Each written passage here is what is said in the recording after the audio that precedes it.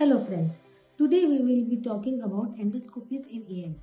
In ENT we do rigid endoscopies as well as flexible endoscopies. Most commonly used are the rigid endoscopies. Rigid endoscopies of nose as well as of throat are the commonly done procedures in ENTs. It is a procedure which is done on the OPD basis and it is usually done under local anesthesia. Coming first to nasal endoscopy.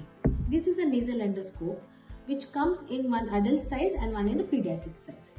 This endoscope is used to know about the pathologies of the nose, the septal deformities, the polyps, the sinusitis. This part of the endoscope is inserted inside the nose. First, the nose is prepared with the help of decongestant and the local anesthetic agent so that the sneezes and the irritation comes down. Then this part of the endoscope is inserted inside the nose to know about the septum, any sinusitis or any abnormalities in the nasal cavity.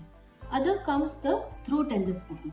Throat endoscopy is also of a similar structure. This is a rigid endoscope which is used for doing the throat endoscopy. It is this part of the endoscope which is inserted and is placed on the tongue, and with this lens the image is taken of the vocal cord within. This endoscopy helps in diagnosing any voice disorders or any abnormality over the vocal cords. These both procedures are done under local anesthesia. The local spray of 10% xylocaine is used in nose as well as throat. 15 to 20 minutes after, the effect of the local anesthesia comes down. Thank you.